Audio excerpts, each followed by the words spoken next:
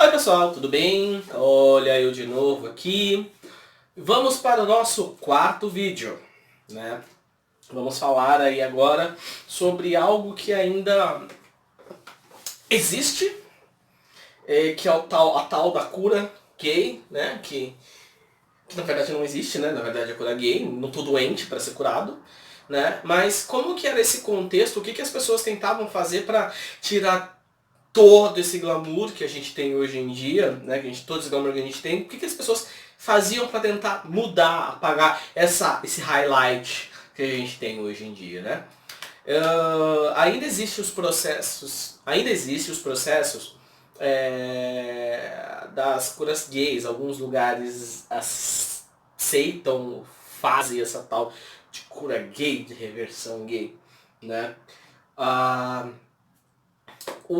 tem algumas coisas que precisam deixar claras em relação a isso.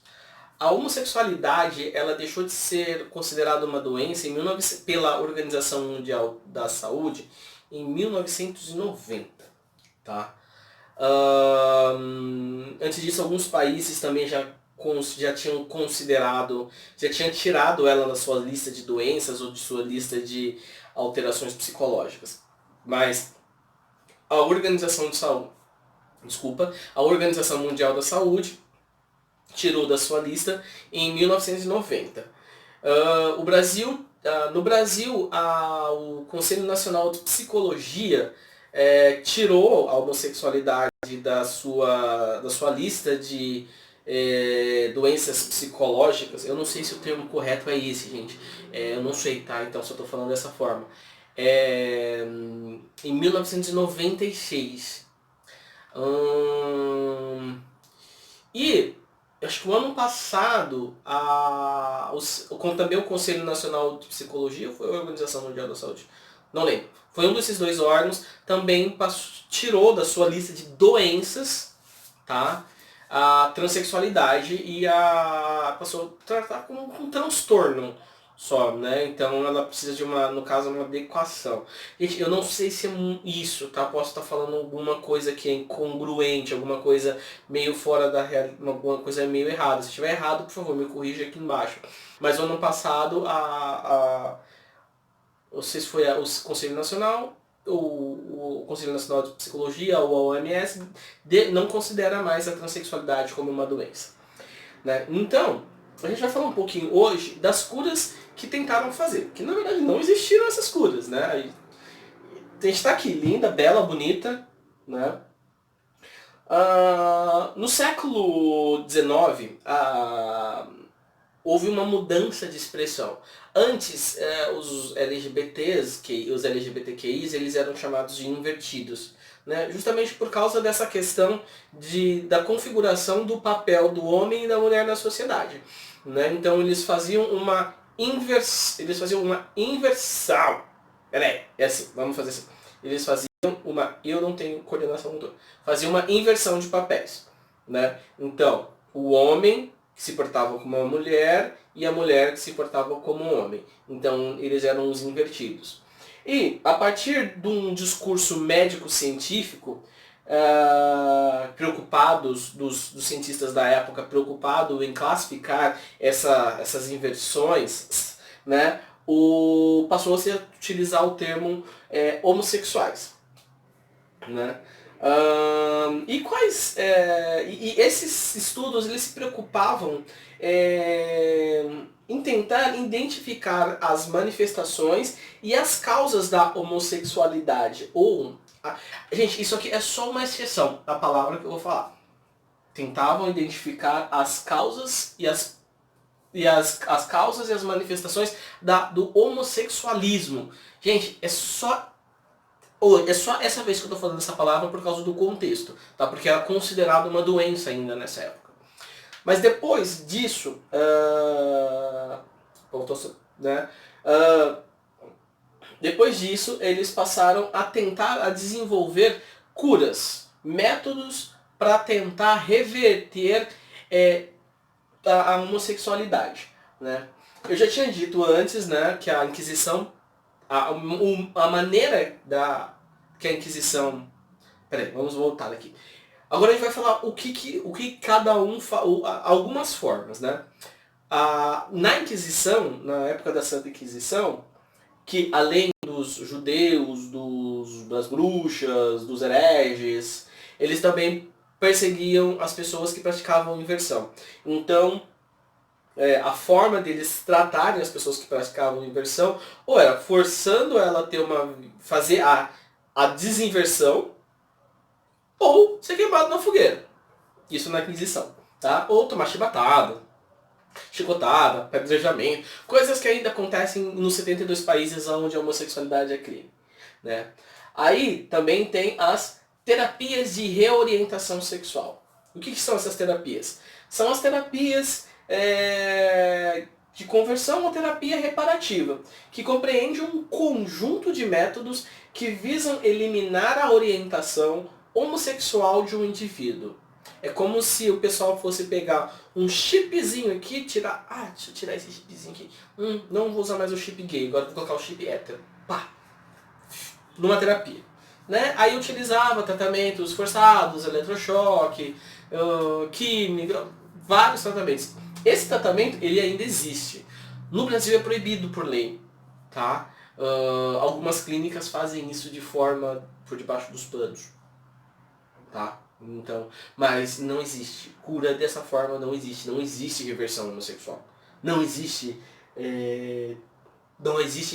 reparação daquilo que não está quebrado. Tá? Nos Estados Unidos é proibido. Não, quer dizer, não é que seja proibido. Nos Estados Unidos existe limitação. Na Europa, em alguns países da Europa é proibido, em outros países existem limitantes, e em outros países é permitido. Tá? Vou parar de falar, tá? Eu juro, prometo. No início do século XX, existia a lobotomia, né? Que era utilizar... tá falando, né?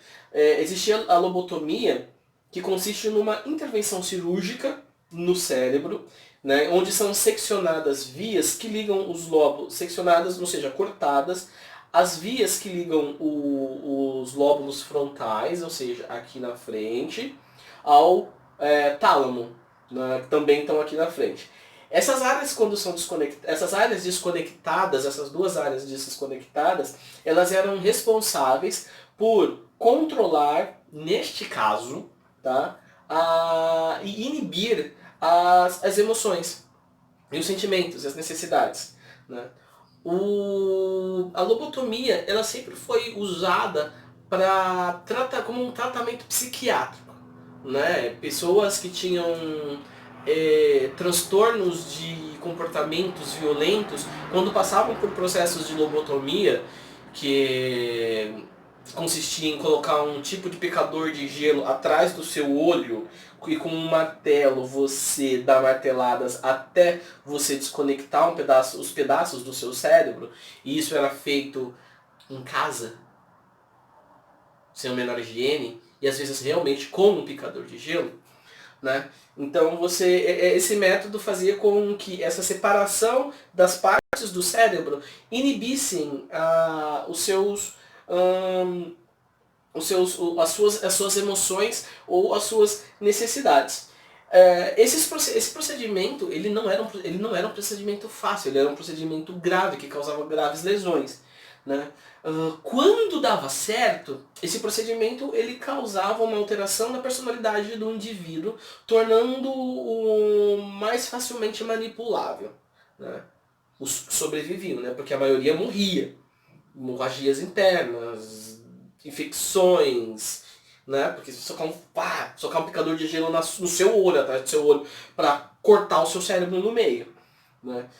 Então, a lobotomia também foi utilizada para tentar controlar ou reverter a homossexualidade, mas não dava certo. As pessoas que sobreviviam ou eram facilmente manipuláveis, ou morriam.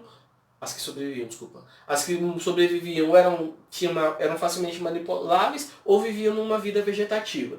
Né? Aí, a igreja vinha, também a igreja linda, valiosa, vinha com a história do demônio. Não, você está possuído pelo capeta, pelo capiroto. Entendeu? Você está com o demo no corpo. Né? Aí eles vinham com exorcismo. Sai capeta sai capeta desse corpo. Né? Você gostar de homem é coisa do demônio. É coisa do Satanás. Né? Então vamos tirar ele daí, com exorcismo. Né? Aí acontecia muita coisa, como quem assistiu o filme O Exorcismo de Emily Rose, acontecia aquelas coisas lá, né? As pessoas ficavam presas lá, ficavam dias sem comida, sem beber, sem tomar água, e eram forçadas, né? O físico, eram forçadas até ter as suas forças físicas extenuadas ou até o fim, né? E se a pessoa não morresse por complicações do processo, elas acabavam se tornando traumatizadas, né? Se tornando pessoas reclusas, não saindo de casa. E tem a castração química. A castração química, ela, quando se utiliza, é uma forma temporária de castração ocasionada por medicamentos. Em alguns países, você utiliza a castração química como forma de castigo, como forma de pena para crimes sexuais, para criminosos sexuais. Né? O problema da castração química é que para ela se tornar eficiente, você precisa tomar um remédio para o resto da vida. Você precisa se tornar uma pessoa codependente daquele medicamento. Porque se você parar de tomar um remédio, os bloqueadores da castração química não vão funcionar e você vai voltar a ter os seus desejos sexuais normais. Né? Uma pessoa super famosa foi o Alan, que passou por esse processo de castração química, foi o Alan Turing, que é o criador da máquina de processos, que é o precursor do computador. Né? Ele passou por esse processo de castração química, depois que o governo inglês descobriu que ele era homossexual, ele passou por esse processo e viveu. Desde quando ele começou a passar por esse processo, ele viveu uma vida extremamente reclusa. Né? E a sua capacidade intelectual acabou sendo ofuscada pela depressão causada pela imposição do tratamento. Ele morreu com 42 anos, em 1954, envenenado por cianeto. Mas não se sabe se ele foi envenenado, porque ele era um militar, então ele conhecia segredos militares, ou se ele se suicidou por causa do processo da castração química. Né? Em 90 ou 99, eu não lembro bem, o governo britânico ele se desculpou com a família, ou se desculpou com o Alan Turing por causa desse processo. Um último tratamento que existia, que era a cirurgia, né? Que foi desenvolvido pelo legista brasileiro Leonídio Ribeiro. Não sei quem é esse cara, eu não faço questão de não saber quem é. Que ele entendia que as questões da homossexualidade estavam ligadas a problemas relativos ao desequilíbrio das funções endócrinas, ou seja, da questão hormonal. Né? E isso causava as circunstâncias para que houvesse a inversão. Tá? E ele indicava o tratamento de acordo com cada situação. Se uma criança apresentasse feminilidade, então ele indicava que a família se tornasse mais presente e mostrasse como que ela deveria se portar. Tem um vídeo que fala, eu vou deixar aqui embaixo o nome porque agora eu não vou lembrar, que é um documentário americano que fala sobre a construção da máscara da masculinidade tóxica, que se encaixa bem no que esse Leonídio acreditava, nesse sentido para crianças, tá? E no caso de adultos, que ele acreditava que era uma questão de endócrina, de falha no sistema de produção de hormônios, ele realizava operações de transplante de ovários e testículos. Então, se uma mulher era muito masculina, ele transplantava mais ovários na mulher. porque no ovário se produz os hormônios femininos. Se o homem era mais masculino, ele transplantava testículos. Deu pra entender? Sabe? É estranho isso. Bom, essas foram as principais formas de curas, não curas que não existem, né, que aconteceram durante todo o processo histórico, né. Deixar uma coisa clara, homossexualidade não é doença, então não precisa de cura. A gente precisa de beleza, carinho e uma boa dose de corote para ser feliz, entendeu?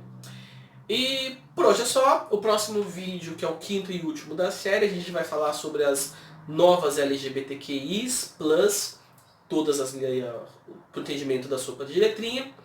E a gente se vê. Não, a gente se vê no próximo vídeo não. Se você gostou, dá um joinha. Se você não gostou, dá um de joinha, mas só falo por que você não gostou. E a gente se vê no próximo vídeo. Beijo do Nanico. Tchau!